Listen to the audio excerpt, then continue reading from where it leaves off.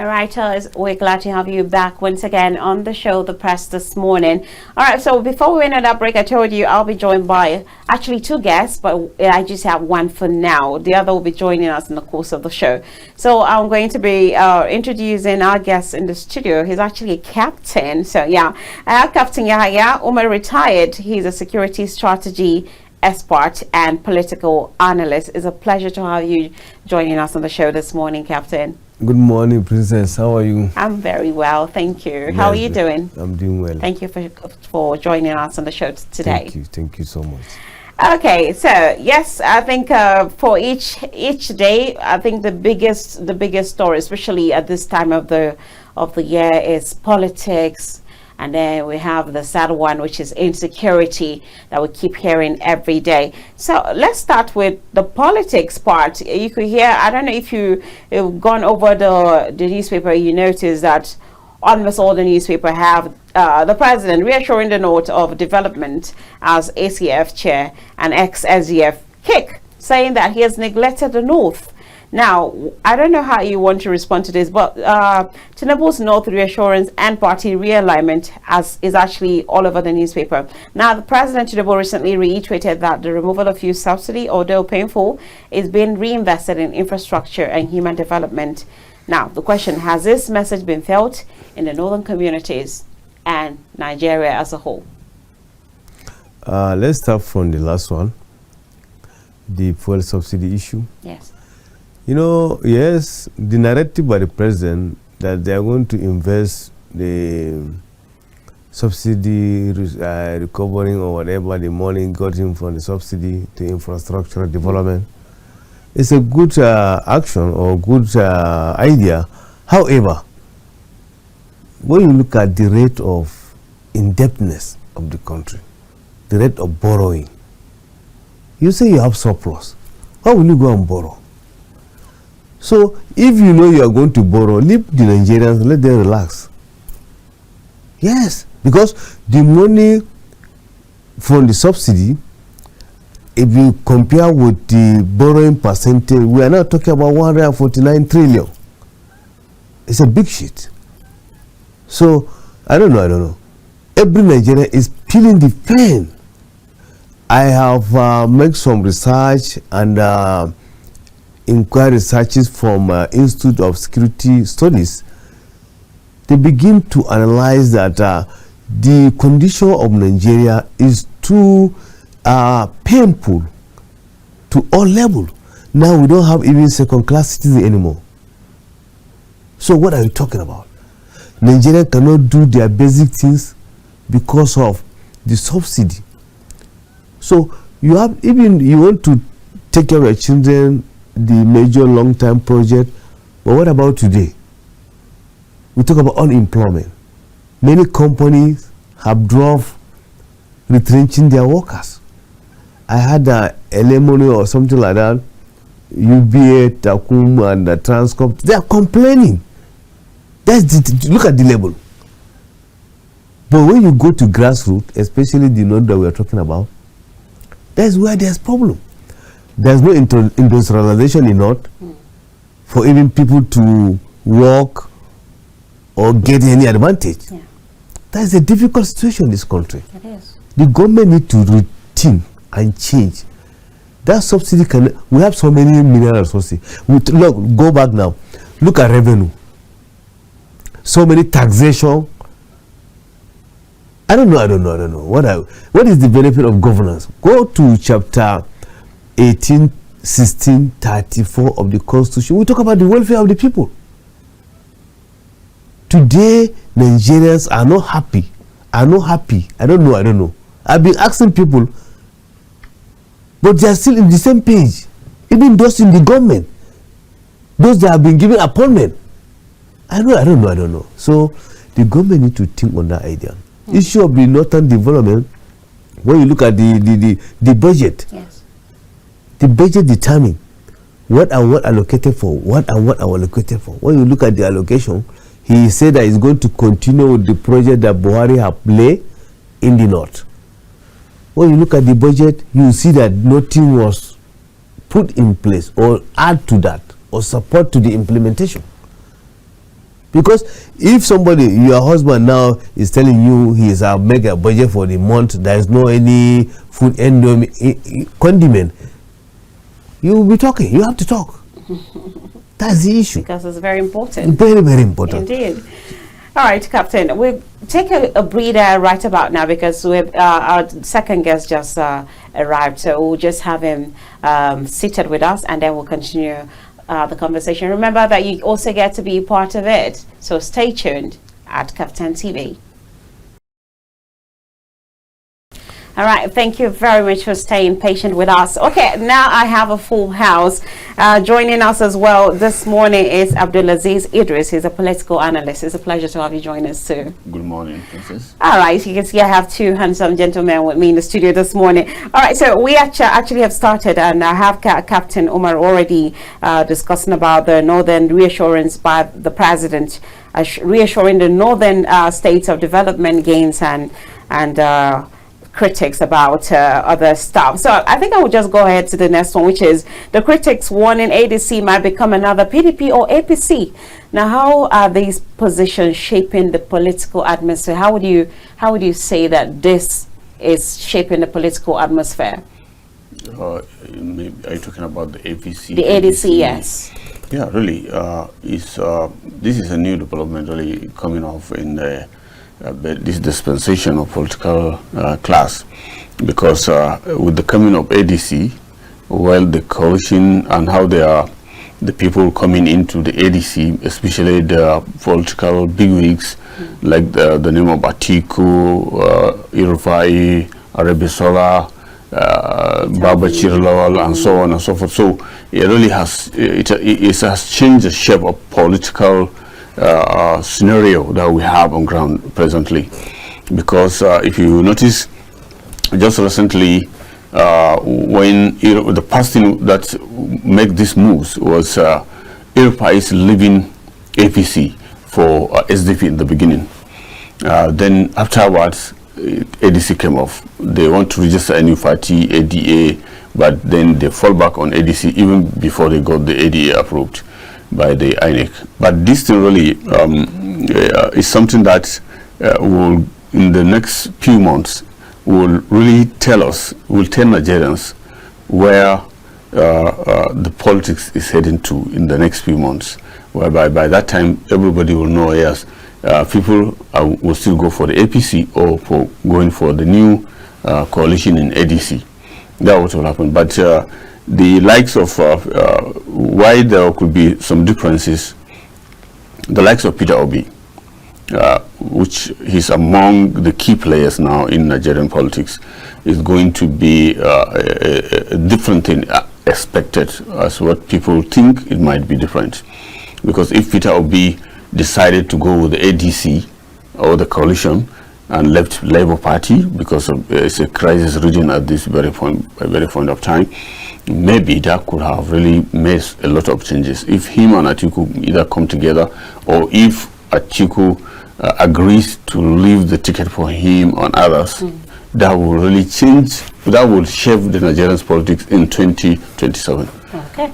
Captain Umar, what do you have to say regarding the conversation and the accusation that ADC is just another PDP or APC, judging from the fact that some of the key players were once in the APC or in the PDP? You know, ADC, when you look at the situation, you have to look at why they are doing what they are doing. It's beyond falling like PDP. Maybe it can fall like PDP, but the issue is that PDP have reached its peak in Nigerian politics. It has ruled for how many years? APC started from somewhere. It has ruled for how many years? And now it's at the brink of collapse. Because ADC is declined. APC is declined now. So if you say ADC is coming up, that means it's going to be bigger and later fall because of maybe disagreement inside. But that means it's going to have a strong bargain. ADC, the way they are moving, they are going to change so many things in terms of even the policy implementation of the APC. Now they have become a bloc telling APC to their face that what you are doing is wrong. We have alternative for Nigerians. That alternative shape, how we make them to start changing, redesigning their plans.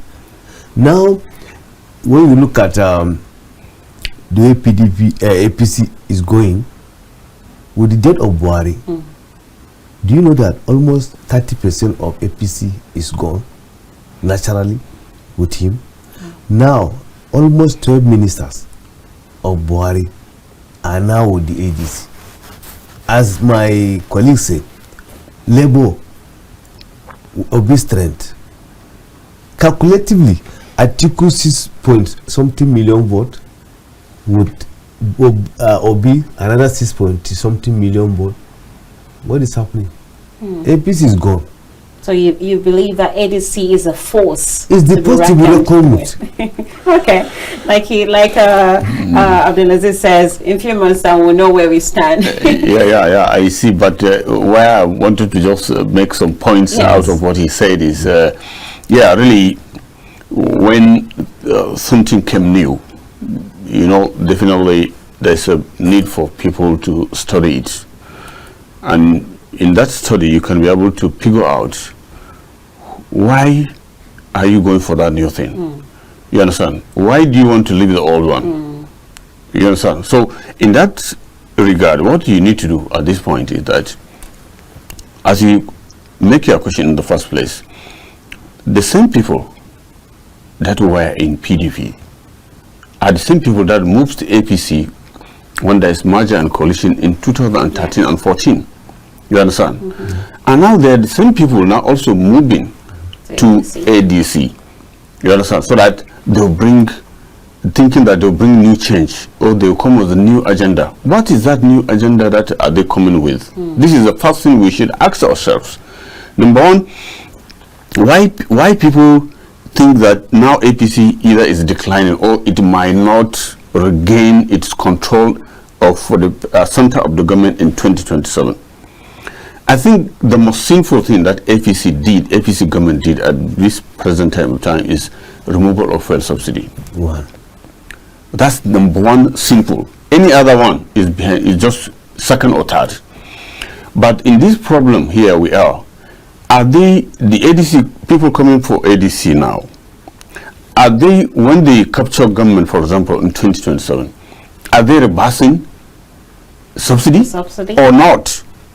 You understand? This is the first thing. This is the first question we need to ask. The reality is no. The answer is no.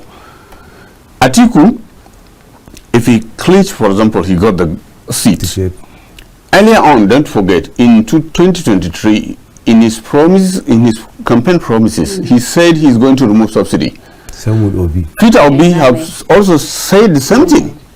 You understand? So now, are they retracting their words to come and say, okay, since TINUBU has removed subsidy at the instant of his entering into his office, I'm coming to reverse because of the trend, the outcome of the removal of subsidy, the hardship, the inflation going on, and the kind of economic instability that is happening, both national and international.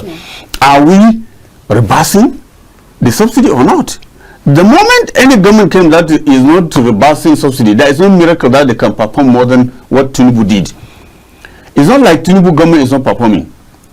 It's performing, but because that subsidy removal touches every angle of lives of Nigerians. It does. You understand? It does.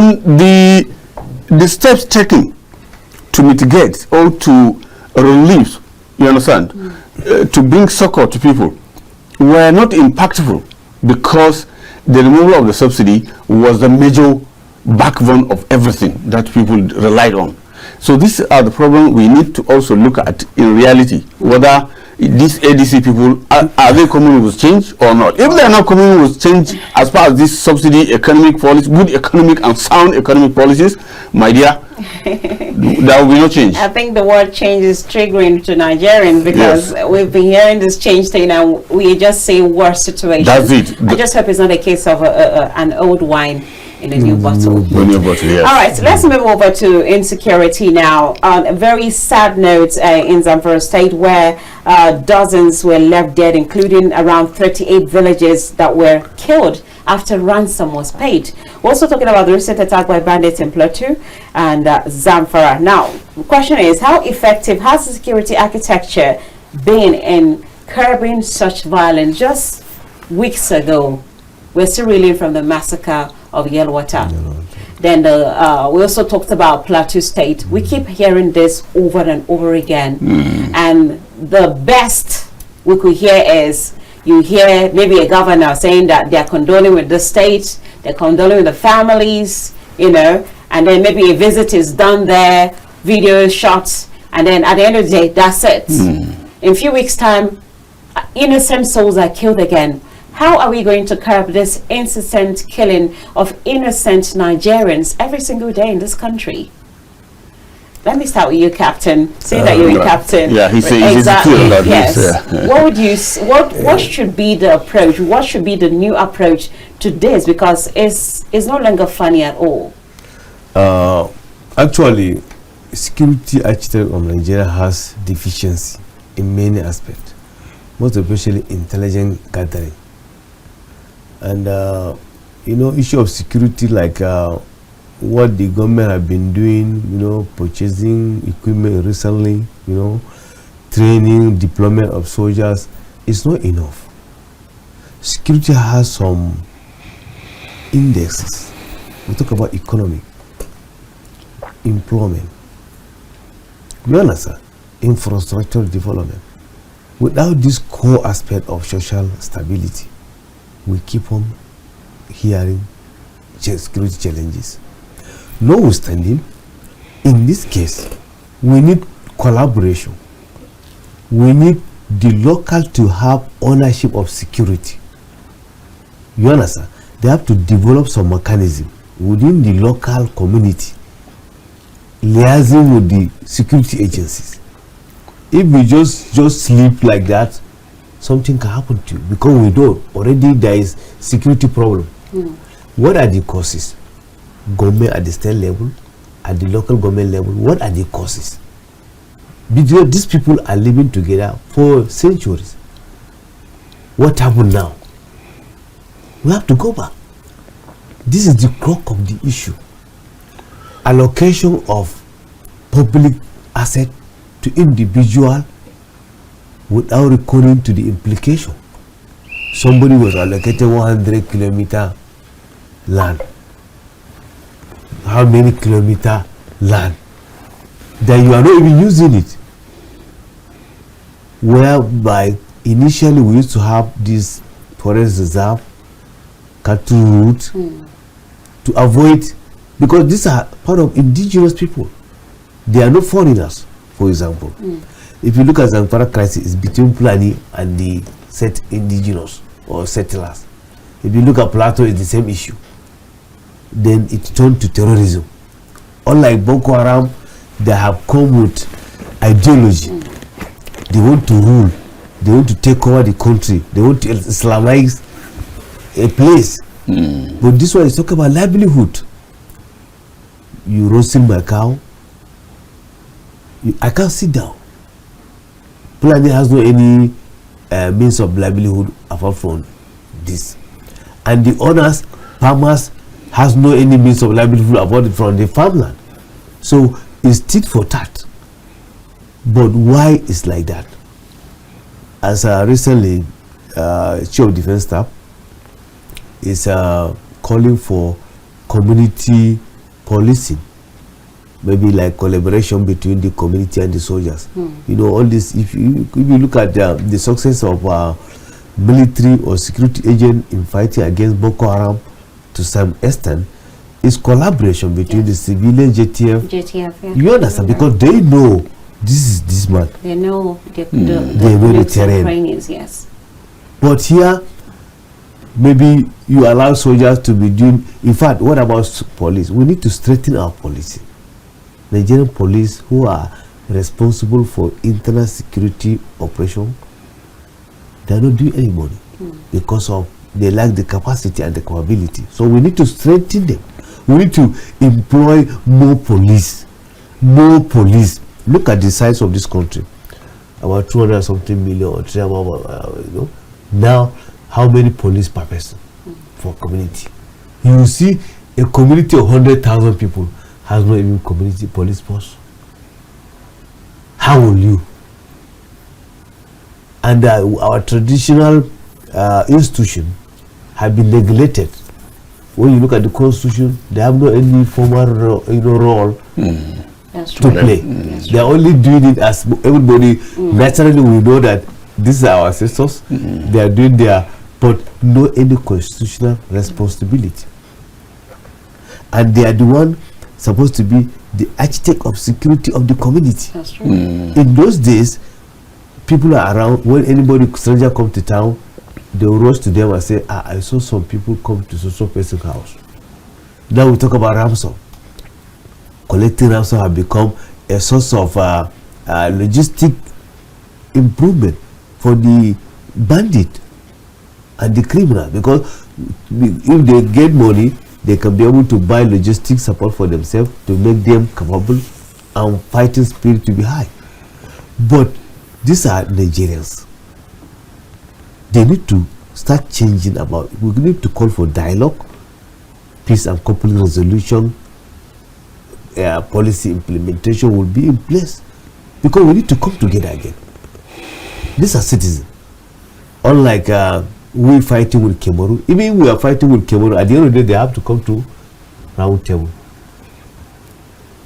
All right, thank you, Captain. Okay, ABDULAZEEZ, do you have a few things you'd like to add to that? Yeah, the only thing from the angle I will look at it is that, especially his last statement, whereby I knew even World War I and II ended off on a round table. Anything that you think war could resolve, it hardly gives you a result. It's only that round table that gives you results. He mentioned a deficiency in both training and intelligence gathering, which I think is both Nigerian Army and police, they need to improve in it. But you see, just today, this morning, I'm reading a story whereby a criminal inside a prison coordinated a purchase of arms in Lagos, and the arms were purchased in Ondo State and was transported to Zamfara State. You can see, without intelligence gathering, as he said, there could be no way you can be able to subdue these criminals. Another aspect of area that I think intelligence gathering need to work on was also foreign interventions. We need to emphasize on it. US aid. If you remember some months ago, US congressman stood before the Congress to clearly accuse US aid of funding terrorism, Boko Haram and others. Yeah. There were so many footprints of these people or of these organizations in fueling crises in Africa, not only in Nigeria. Their footprints are always there. How do we either manage, or how do we completely dismantle them from this very, very trend? Because the moment they were allowed to keep supplying arms in the name of humanitarian aids, you understand, to those areas that were having crisis in Africa, there will be no way we can end off this crisis. This is one part of it. Then another thing is about the same training and the community that he mentioned. This is very, very relevant. Without community, there is no how you can be able to defeat this insurgency. From insurgency now, in some areas, it turned to this kidnapping. For example, as you mentioned just now, and what is most of our papers are current today, was that ransom was paid even after kidnapping people. But after the ransom payment, they kill about, I think, 38 people, releasing just a few. You understand? To the extent I read on the same, there's some part of the story that said some of them were given weapons, say, you should kill yourselves. So all these things, we need to really use that community intelligence gathering, give our both the soldiers and police enough training. Look, we have the manpower. Yes, we have to improve the manpower. Even the number of soldiers, the number of police that we have, were not enough. I could remember when some few months ago, when Katsina, governor of Katsina Serrada mentioned that there's a particular local government, the only police station there, they have only 6 police, and only 2 or 3 rifles, arms. Wow. The whole local government, which is just at the border of the insurgency. Can you imagine? So you can see the problem we're having. We don't have enough police. The police manpower is is lacking. Let me just put it that way. Likewise, our soldiers, to some extent, there is a need to for especially the senior officers in military, to try to push out bad eggs among them. Because on many occasions you see that they used to cut some of them supplying arms and rifles, uniforms to those bandits and those kidnappers.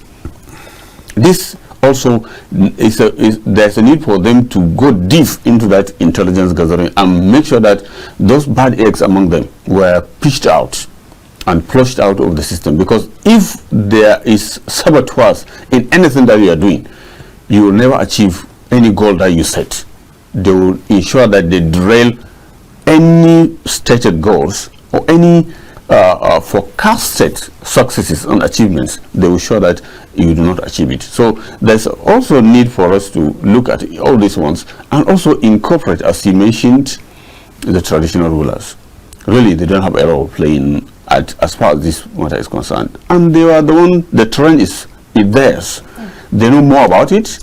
They have their local intelligence too, that the military and police can have from there.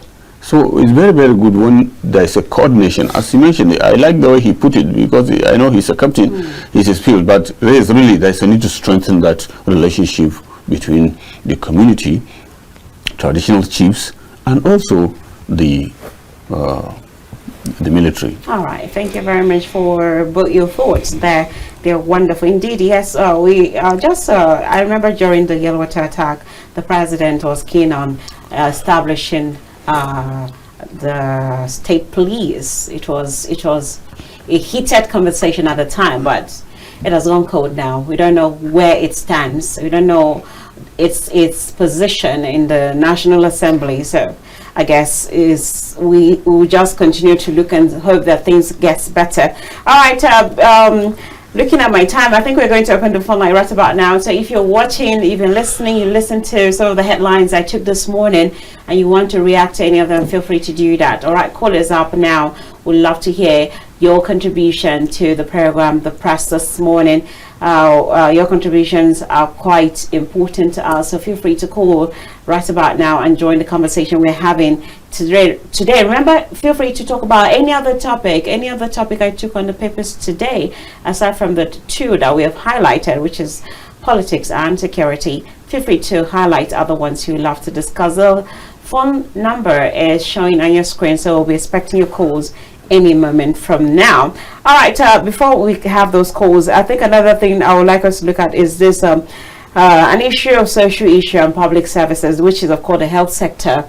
I'm sure you heard about the strike warning. We keep having the doctors, nurses threatening strike every single time. Now both the NMA and the NANNM have issued strike notices with the potential collapse of public health care.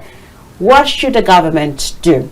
Now, it's one thing to say something, it's another to implement it. We've had this case over and over again, and they at the end of the day, they bring them to round table, promise them things, they go back to work, and then after some few months, we're back to where we started. And that is why, if you go to our health service centers now, it's laughable. It's laughable. People are dying over minor ailment that could be treated. We do not have equipment, we do not have manpower. Our nurses and doctors are leaving the countries in droves every single day. What do you think the government should do ultimately to put an end to this everyday strike by doctors and nurses due to poor either remuneration or equipment or the state of the health facility? What should the government do? Yeah, I think if I may chip in here, that both state, federal, and local governments have a responsibility to take on this matter as far as health or public health sector is concerned. I think we are talking about health sector reforms, but even whether there's reform or not, local area councils are responsible to take care of primary health care. Is their duty and responsibility, but they were handcuffed. Local area councils were handcuffed. The reason is they, up till today, they don't have financial autonomy. Their funds went straight to the governors. You understand? So don't be surprised that you go to primary health care centers, you could not see the nurses. Don't be surprised you go to primary health care centers, you find the building in a deplorable state.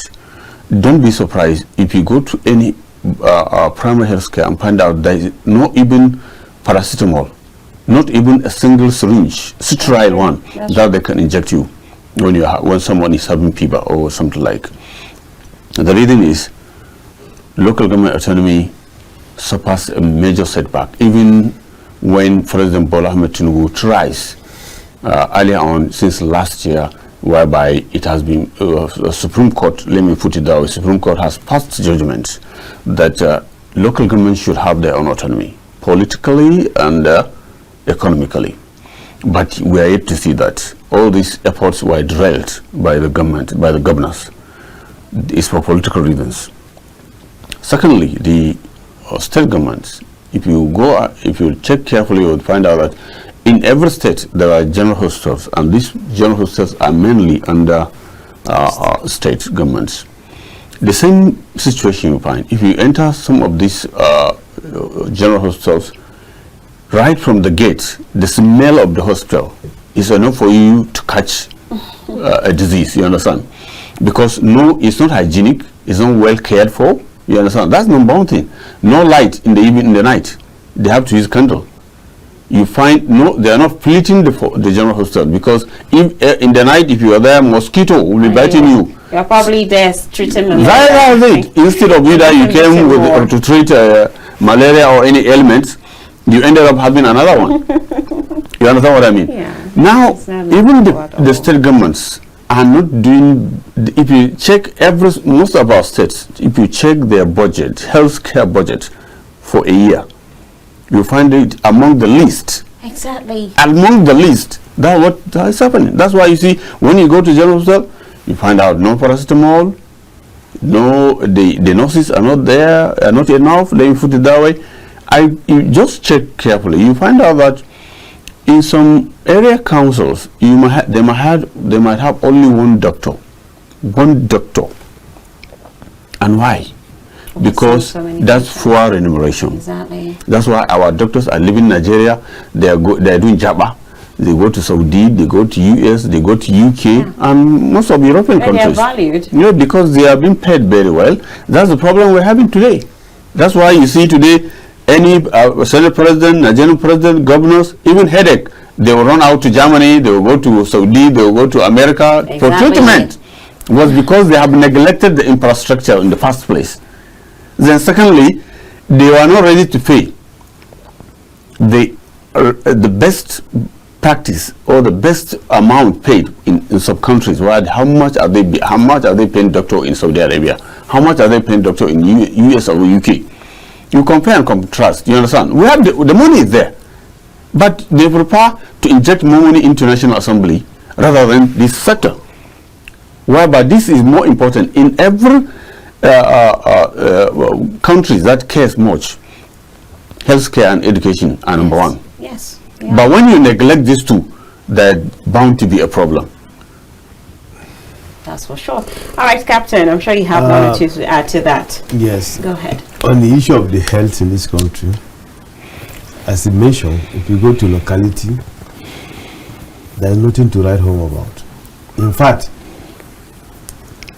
it has become a place of exploitation and extortion of money from the sick people from the patients and their family. Yes. You will see they will be writing unnecessary even drugs for you to go to buy in pharmacy where is their own personal pharmacy. You are talking about local council, local government, for example now. If not because of the support of international donors in recent time, that if you go to some locality, they used to have this World Health Organization project that they used to go house to house or employ volunteer by themselves, not the government staff. Minor sickness that they can even take care of you freely, you have to pay. So now coming to the government, and why? Because the government is not taking care of them. That's why they become like corrupt. It's part of corruption. You understand? And now it's shameful for us at this stage to be going to abroad for every single medical issue.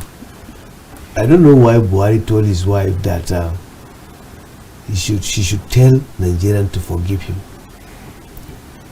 The hospital they took Mr. President and Abdul Salam is there. They say it's a clinic. Yes. So now, during Mohamed Buhari, 21 billion have been budgeted for healthcare within the presidency. Wow. Go to National Hospital today. What will they do to you? When you have money, these are something that we have been dealing with it for many years. That's why sometimes we are talking about the failure of post-military era in Nigeria. 30 years of military rule. These basic things, they don't used to be like this. Why now? And now we have the money, because if you look at Nigerian earning now from the crude oil sale and the rest, it's much unlike before. So now, without international donor, Nigeria will not survive. Sometimes state government, they used to have maybe a project that state government need to like add funding. They will not do it for them to assess it. So we have challenges. Now we have Minister of Health, who is professor, who is well-renowned professor that is recognized.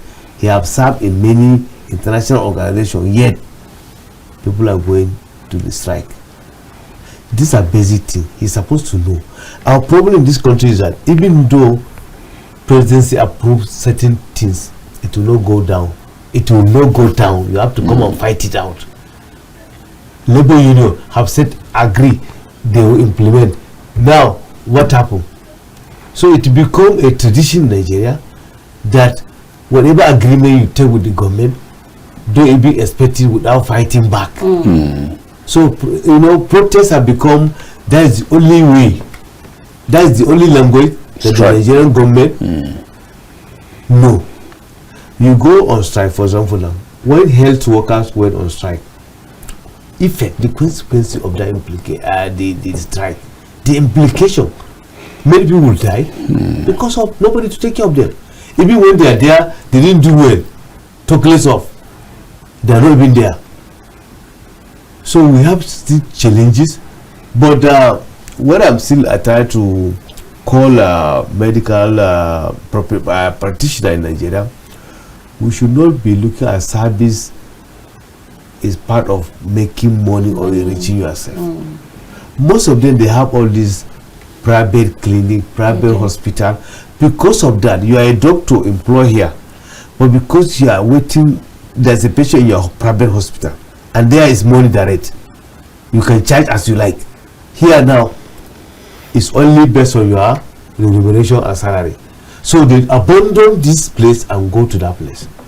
And most of the illegal health activities is condoned in these private hospitals.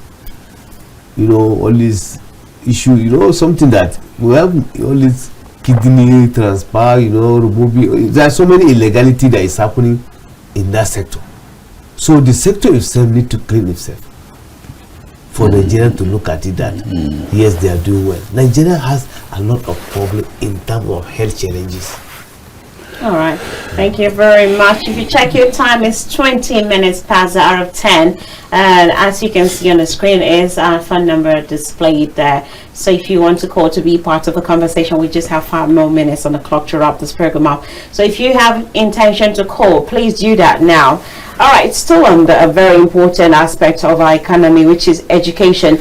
The education minister says that TINUBU directed not to allow Asuu strike as well. This country. Now, what steps are to be taken to avert industrial action in tertiary institutions? Sometimes we really get tired of talking about this over and over again. If you're not talking about doctors striking, we're talking about lecturers striking. What's going on? What is really the way forward to? Because even as Nigerians, sometimes you just sit and say, I don't want to just talk about it. Just let me be. But we need to fix this. Education is the backbone of any society. When there is no education, that society suffers. And you may not say it now, but in years to come, those who are supposed to be in school that are not in school become nuisance in the society. And when they become, those who are educated will not even have a breathing space to live. And that is why these sectors are important. And we're having our leaders not really showing much concern when it comes to them. When you check the budget that is being budgeted every year, you notice that they're not giving the required attention they should. The money budgeted for these sectors is very poor, and it's telling already on our society. It's telling. So, in ensuring the strike again by Asuu, the body of University Association, what should be done? Over time, we've heard that they've had a roundtable discussion, they've reached an agreement, they will urge them to go back, the federal government is going to do something, but at the end of the day, they'll start reminding the federal government, that's MOU we signed, you guys have not implemented it. And then they start threatening another strike. Is this how we're going to continue in this country?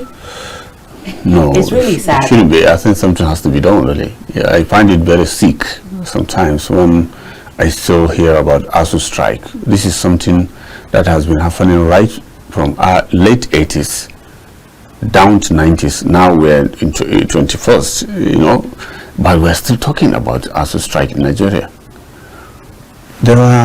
We have neighboring countries. Why their countries are not going for this type of strike that we're having? Almost every year, we that went to school in the 90s, we faced the same problem. You understand? Those who went to school in the late 80s, they faced the same problem. Wow. And now we are still talking about strike, Asuu strike. Other school, we just preached talking about Northern strike. Doctors in Lagos are on strike. You see, until when our government agreed that a promise made is a promise kept, as the president said just recently in one of his statements. You sign agreements with organizations, with unions, and after they leave, you abandon it. You understand? Equally, the lecturers and and whoever the stakeholders as far as the university is concerned, they should also, on their own part, shouldn't be looking at it that because the National Assembly are gaining billions of nairas, you understand, monthly, them too, they have to get it. Education should be prioritized. It is only when you give good education, indirectly you are fighting this insurgency, exactly. You are fighting banditry, you are fighting unpatriotic idle minds. You understand? People are educated, they can get skilled and they can find something to do. All right. So education is very important. We shouldn't allow it to happen. Captain, we're totally out of time, but I'll just give you 20 seconds for just a final thought. 20 seconds, please. We're totally out of time. What are your final thoughts based on everything we've discussed in moving forward as a country? Nigeria is moving forward The only issue is that the government policy need to be looking at within the benefit of the citizenry. Okay. The citizen is the key. Educational failure, who? Citizen. Health, who? Citizen. Subsidy, who? Yes, sir. So political actors, the leaders, need to change their ideas. Yes. You don't agree with people and abandon it. This issue of strike of Asuu is because of the implementation of certain remuneration based on fuel subsidy. So I think Nigerians are okay. We'll come forward. Thank you very much, my two guests who have been part of the conversation today. I have Captain Yahaya Umar, retired. He's a security strategy expert and a political analyst. It's been a pleasure having this discussion with you. And of course, ABDULAZEEZ IDRIS, political analyst as well. Thank you so much, gentlemen, for being a part of the show. And just as the captain says, every policy you make as a leader affects Nigerians. So let's make better policies and have them implemented. Thank you so much for being a part of this conversation. God bless Nigeria. I am Princess EKEZIE OKOLI. Good morning.